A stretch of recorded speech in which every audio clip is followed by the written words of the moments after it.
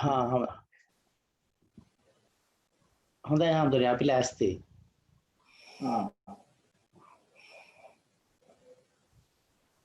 අපි පන්සිල් ගන්නවා නේද හාමුදුරනේ?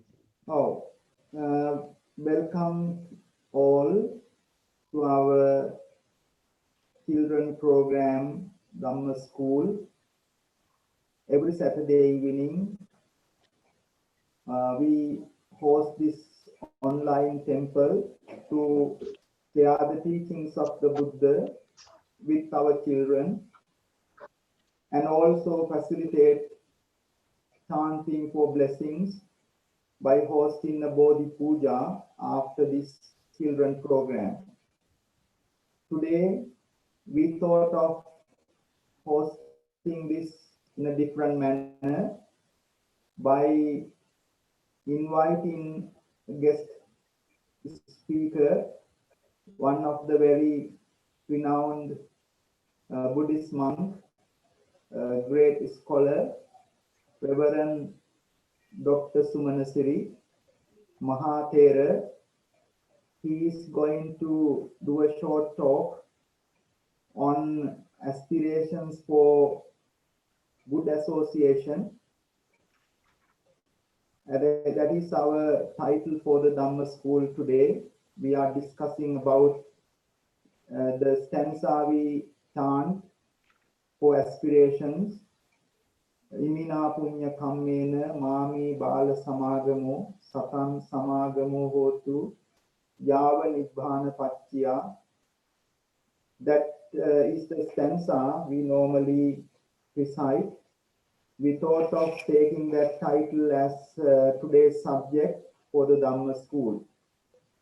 So our Bhante is giving a talk explaining that stanza and also sharing some thoughts what we really mean by the aspirations for good friends or virtuous friends or who are real friends.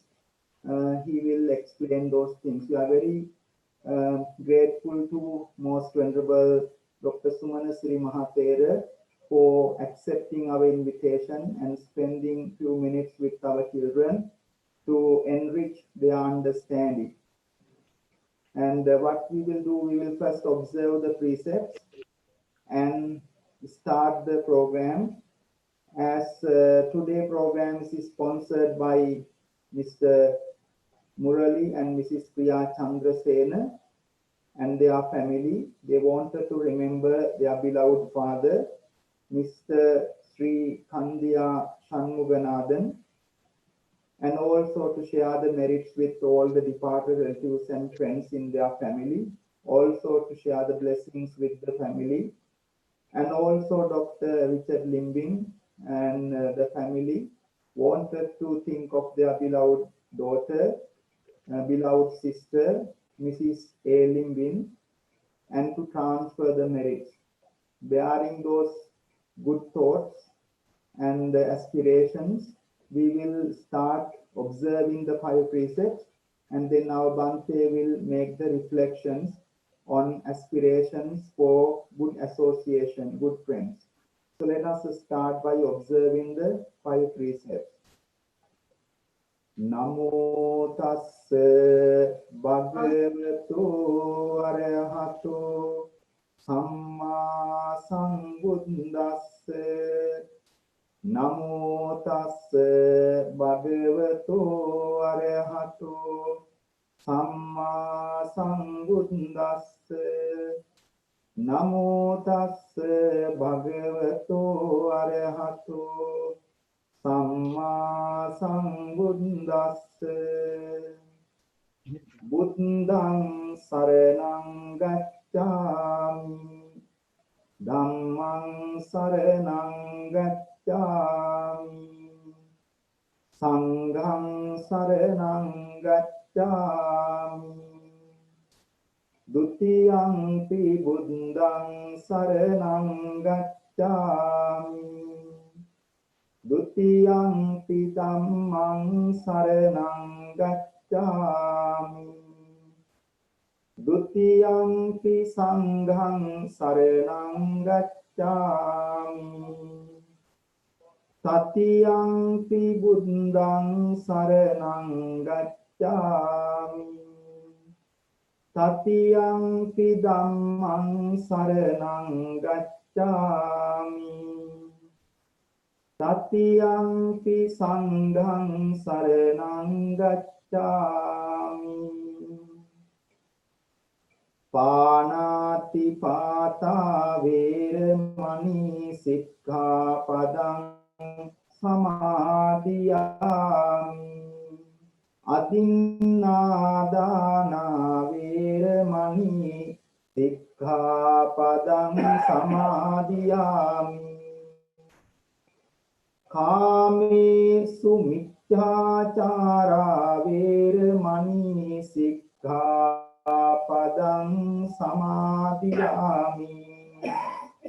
Musāvādā veramani sikkhapadang samadhiyami. Surāmeraya majjapamā daṭṭhānā veramani sikkhapadang samadhiyami. Sadhu, sadhu, sadhu. Thank you. Our Bhante now will make the reflections for about 25 minutes on the today's subject for aspirations for good friends. Reverend Samita, my brothers and sisters in the Dhamma, a good day to you, a bright Saturday. Today we are going to deliberate to talk about good friends. That means good friendship. How good friendship can become a real blessing. The opposite of blessing is a curse. If you don't have good friends, if you have bad friends, then it is not a blessing, it is a curse. The Buddha, out of his compassion to us, he has taught us that there are 38 kinds of blessings. And of all the 38, number 1 and number 2 is very important for us. Why? He says, do not associate with bad friends. But simply don't stop there, he said. You don't associate, then you become single and quiet and still there's a vacuum. Associate good friends. Fill in that situation and enhance yourself in the goodness. By mixing, by working, by living with good friends. And this, he says, etang mangalamuttamang is the highest blessing. The highest blessing you can get in life is to have good friends, to mix with the good guys, not the bad guys. Okay, if I put in your language, in your style. We go to the temple, we go to a religious place. We ask the priest or the monk to give us a blessing. Why? This blessing, which may even come from an elderly person, it will make us happy. So we have a very basic sutra, discourse, teaching, called the Mangala Sutra. The discourse, the sutra of blessings. How wonderful. We don't curse people, we must bless people. We must get the blessings to ourselves. See, that good feelings the Buddha gives us, they're all smarter than your smartphones.